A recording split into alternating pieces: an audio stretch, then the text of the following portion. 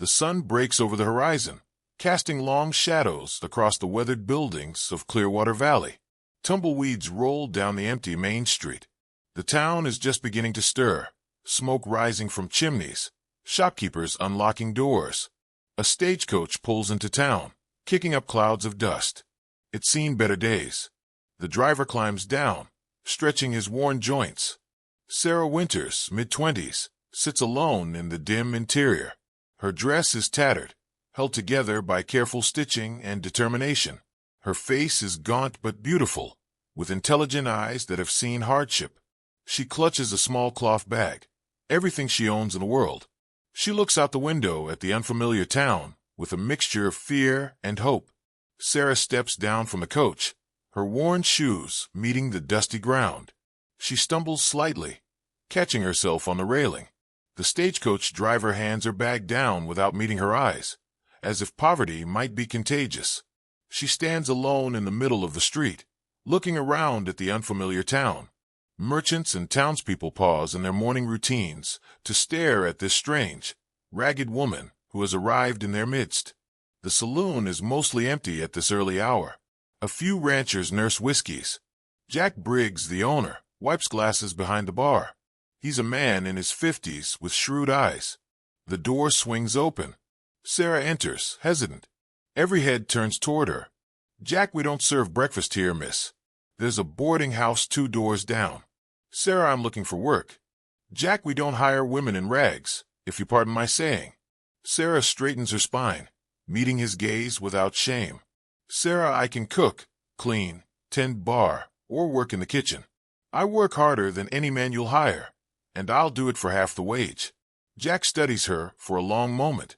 He sees something in her, determination, pride, desperation all mingled together. "Jack, kitchen work. $3 a week, meals included. You start tomorrow at dawn." "Sarah, thank you." She turns to leave. "Jack, what's your name?" "Sarah. Sarah Winters." Sarah climbs the wooden stairs to the second floor. Mrs. Helen Porter, the elderly boarding house owner, shows her to a small, clean room. "MRS. Porter, $2 a week for the room. I include supper but not breakfast. The washroom is down the hall. We keep respectable hours here." "Sarah, this is perfect." "Thank you, Mrs. Porter." Mrs. Porter softens, seeing the gratitude in Sarah's eyes. "MRS. Porter, you're not from around here, are you?" "Sarah, no, ma'am. I'm from back east. My family, well, circumstances changed." "MRS. Porter, they usually do for young women traveling alone. You're safe here. I keep a clean house and a tight ship." Sarah sits on the small bed, looking around at her new space. She pulls out a small mirror and examines her reflection. With careful fingers, she braids her long dark hair. Despite her ragged clothes, there's an inherent grace about her. She removes a small leather journal from her bag and writes by the window's light.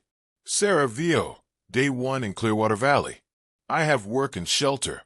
It's not much, but it's a beginning. I won't think of what I left behind.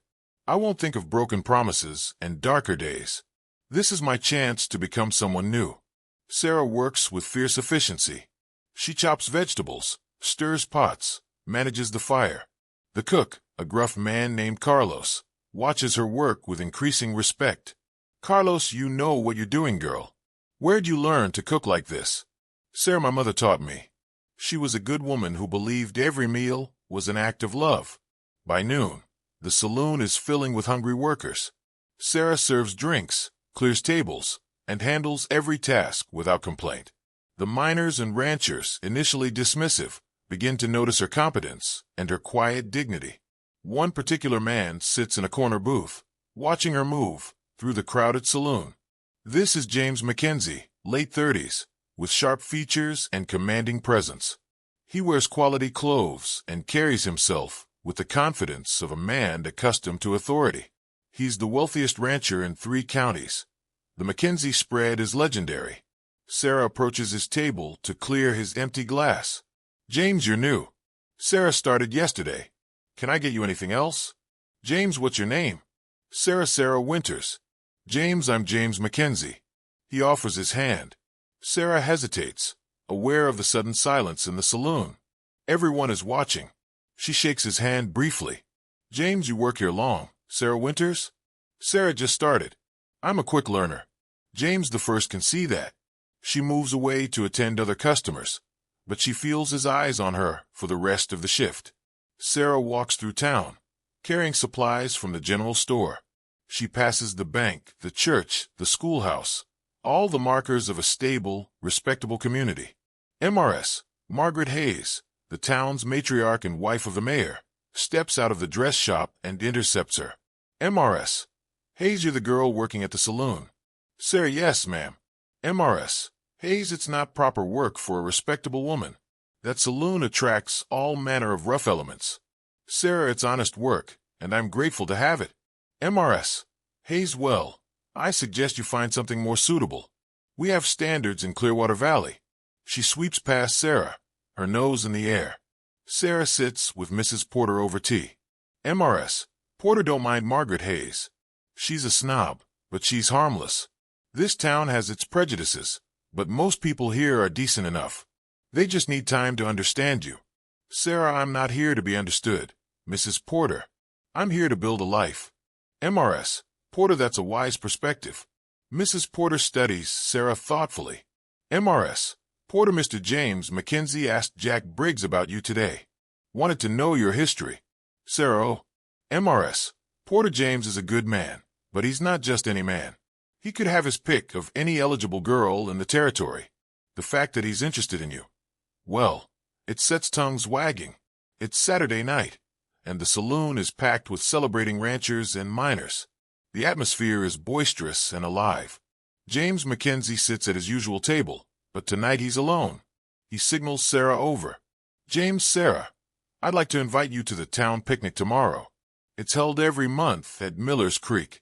I think you should see more of Clearwater Valley beyond the saloon. The saloon has gone quiet. Everyone is listening. Sarah, Mr. Mackenzie, that's kind of you. But, James, it's just a picnic. I'll have you back before sunset. Jack, she's got the afternoon off for an afternoon, can't you? Sarah feels dozens of eyes on her. She knows what this invitation means in a small town like this. Sarah, all right.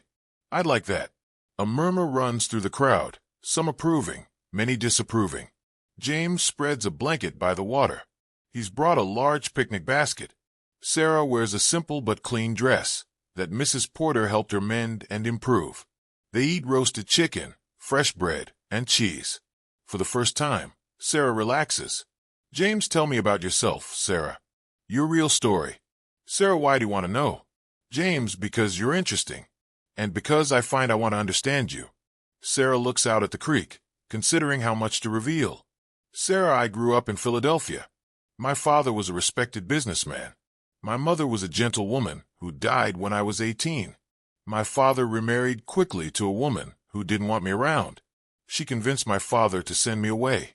I went to live with relatives in Boston, but they were not kind. I made mistakes, trusted the wrong people, and ended up in circumstances that made me unemployable in respectable circles. So I came west.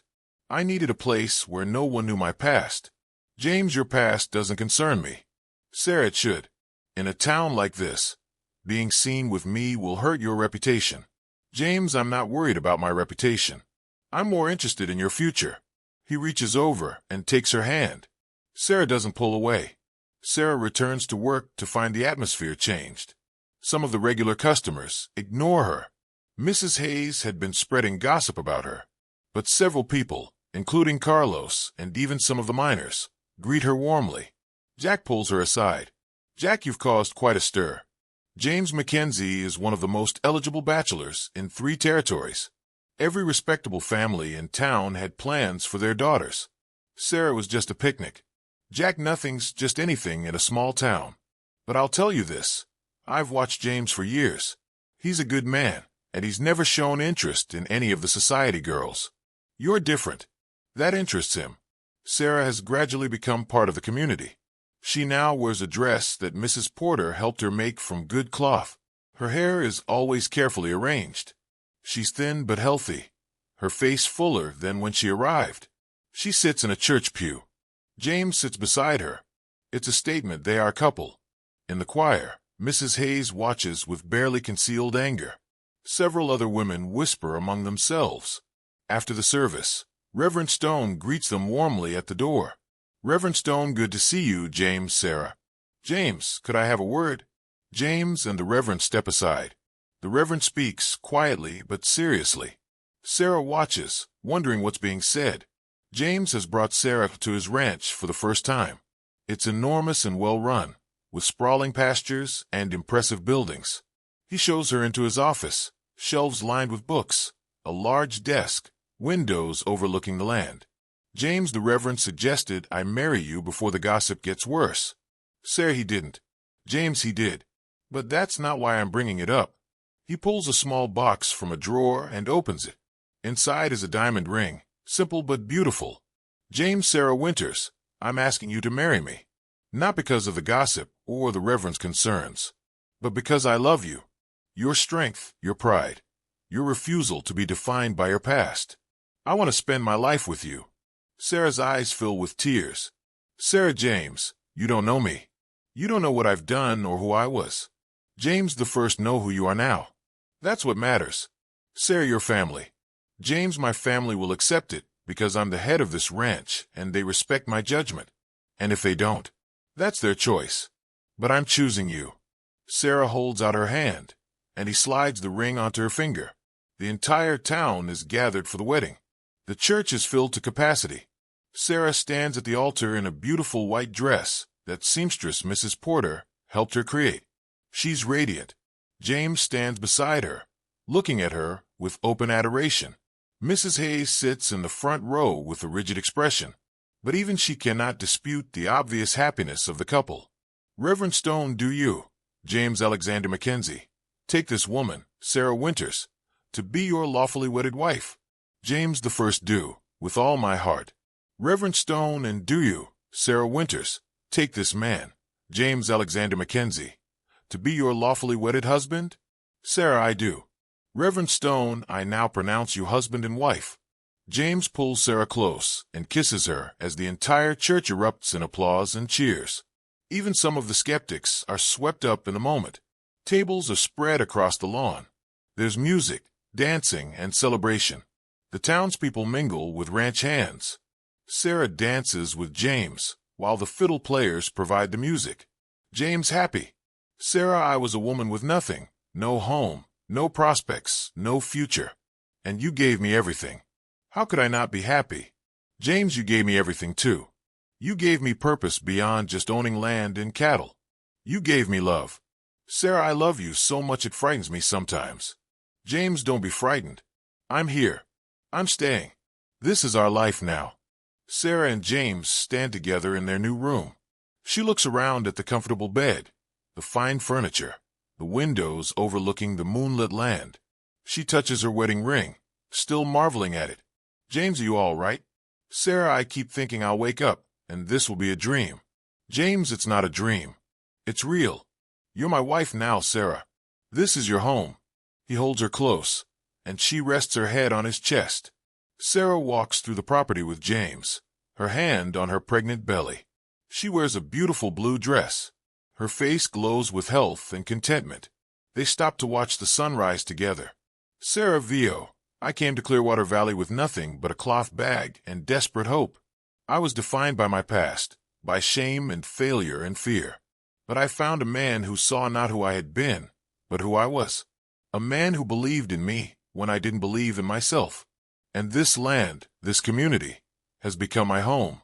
The rags are gone, but I haven't forgotten what it felt like to wear them. That memory makes me grateful for every single day. James, what are you thinking about? Sarah, I'm thinking about how different my life would have been if that stagecoach had gone anywhere else. If Jack Briggs had turned me away. If you had never noticed me. James the First would have noticed you wherever you were. Some people are meant to find each other. He kisses her gently.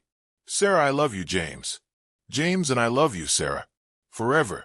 They stand together as the sun rises fully over their land, their home, their life together. Sarah holds a newborn baby boy in her arms. James stands beside her, looking at his wife and son with wonder. Mrs. Porter sits in a chair beside the bed, tears streaming down her face. MRS. Porter, he's perfect. Just perfect. What will you call him? Sarah William, after my mother's father. A name that connects us to good people in my past. James William James Mackenzie.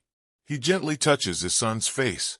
Sarah walks down the main street with her son in a pram. She stops to greet people. Some of the same townspeople who once looked at her with disdain now smile and ask about the baby. Mrs. Hayes approaches with a pursed mouth, but she softens when she sees the child. MRS. Hayes, he has your eyes, Sarah. Sarah has his father's strength, I think. Mrs. Hayes, I may have been unkind when you first arrived. I hope you've forgiven the town. Sarah, the town has been kinder than I deserved. I only wanted to work and survive. That I found love and a family. That's been a blessing I never expected. MRS. Hayes, well, you're a Mackenzie now. And you're good for James. That's what matters. She pats the baby's hand and continues down the street. Sarah sits by the fire with James, William sleeping in his cradle nearby. She wears a simple but elegant dress. James, you know, when I first saw you in that saloon, you were working yourself to exhaustion, and you still carried yourself like a queen. Sarah, I was terrified. I was putting on a performance of strength because I didn't know what else to do. James, it wasn't a performance. That strength was real. It's still real. It's part of who you are. Sarah, who I was, you mean. That desperate girl who arrived in rags. James, that girl became my wife, the mother of my son. The reason I wake up grateful every morning. He takes her hand, and they sit together in comfortable silence, watching the fire. Sarah stands in the library of the now expanded ranch house. The walls are lined with books, and through the windows, we see the thriving ranch and happy family life. Sarah Vio, they say that a woman's worth is determined by the man she marries or the family she's born into. But I've learned that a woman's true worth comes from within, from her courage, her kindness, and her refusal to be broken by circumstance. I arrived in rags, yes, but I never arrived as less than. James saw that. He saw me not as a poor girl seeking rescue, but as a partner, an equal, a soul worth investing in. We didn't build this life because he rescued me. We built it together. And that's the real love story. Not one of rescue, but of recognition, of one person truly seeing another, and choosing love anyway. The camera pulls back to show Sarah with James and their 2 children playing in the garden, the ranch stretching out beneath the endless sky.